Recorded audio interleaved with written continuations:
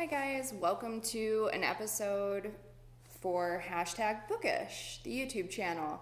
Again, my name's Katie, and today I'm going to be talking to you guys about social climbing.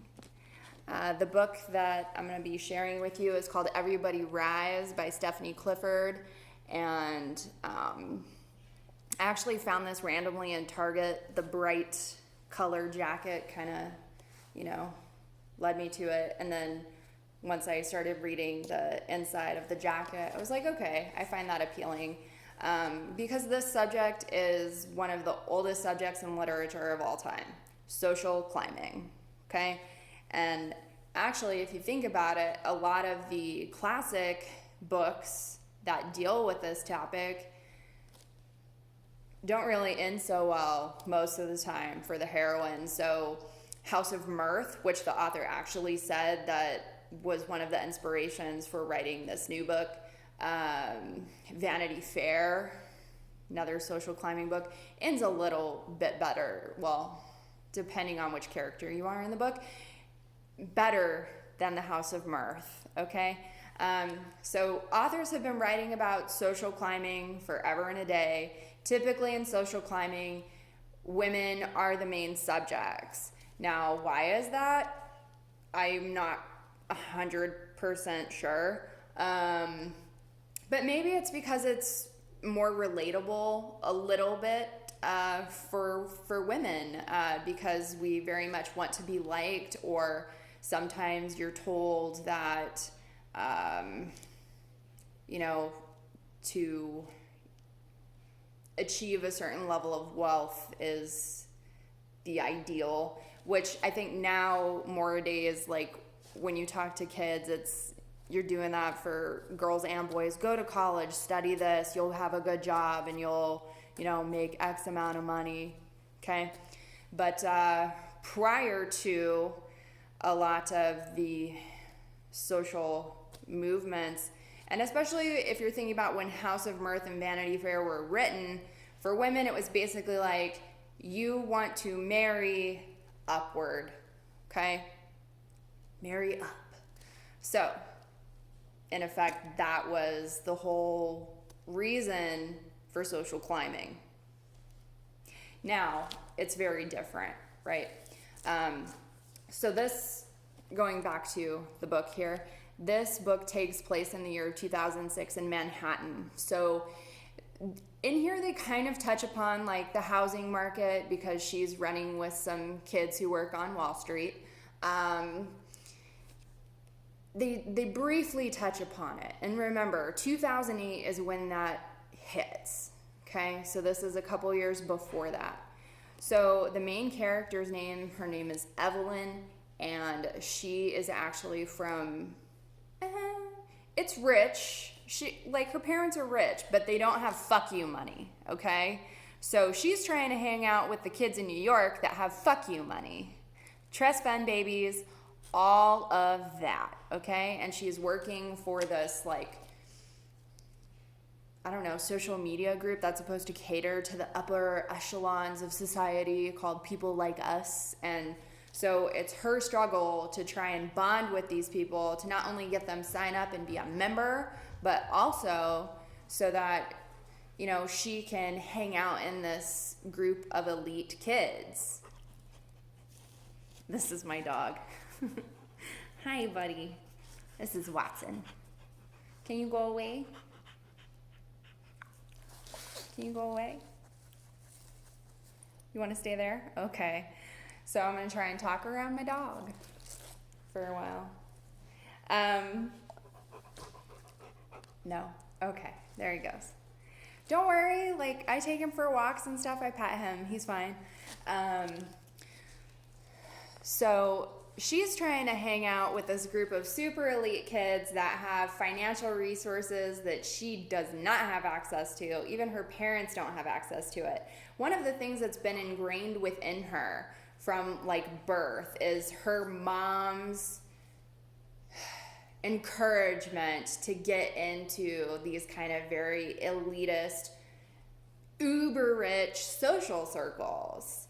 So it's kind of ingrained within her since childhood. Like, that's what she's striving to be. And her mom is very, I would say her mom is like a stereotypical WASP. You know, she is very passive aggressive in her comments and overly critical, not in like a you're really ugly way, but very much like a, oh, you should be wearing this and not that. You should be doing this and not that. Remember your manners, which, okay, manners, just a good thing to have. Please, thank you, you know. But I'm talking about the kind of manners where it's also like salad fork, dinner fork, soup spoon, dinner spoon. You know what I mean? Like there's a difference in those manners or customs. And she actually, the author does cover a lot of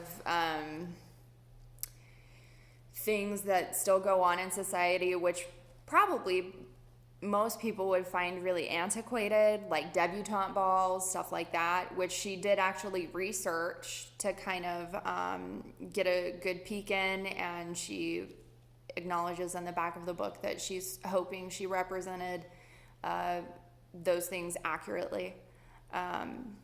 So she did do some research, but basically this is Evelyn's climb through this circle and to try and be accepted, which, you know, kind of backfires on her at some point, but it's definitely not as depressing of an ending as the House of Mirth, I'll tell you that. Which, if you guys don't know what the House of Mirth is, I would say, you know, read it. I found it depressing, but a lot of classic literature is pretty depressing, and there are some pretty depressing moments in here, because you guys need to remember, since Evelyn doesn't have Uber money, that means she is really living beyond her means, and she gets herself into some really not so great situations. And, you know, half of it is because maybe her mom kind of guilted her into these things in a way, but also you reach a certain point where it's kind of like, how much of it is because you were told that the whole time growing up versus it's still kind of what you really want, right? So, you know, food for thought. Now, I know I've been talking about classic literature. If I had to break it down into stuff that's been more recent or common, similarities would be Devil Wears Prada minus the asshole boss, you know? There's all, you know, I would say if you read Devil Wears Prada and you thought that book was great, or you love that movie, then you would probably find this to be a good option for you. Yeah, I did enjoy reading it. I think that there's a lot of similarities in this book to pop culture now. I mean, granted, 2006 wasn't incredibly long ago. And the reason I say that is because everyone is still really hoping to achieve certain levels of, like, you know, fame or success, or everyone's trying to pretend to be someone they're not, especially through social media. Like what I'm doing right now. This is a caricature of me. This isn't actually me. I don't look like this all the time. But,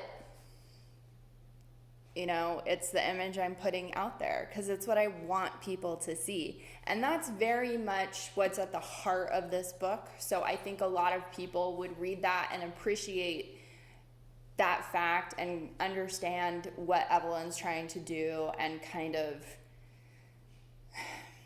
use that, maybe reflect inwardly on themselves. And I would definitely say, since we're in a pandemic right now, there's really no better time to kind of take stock of what you're thinking, how you're feeling, and the kind of person that you would like to be or continue to be once we come out of this. So If you're interested in this book, it's called Everybody Rise. It's by Stephanie Clifford.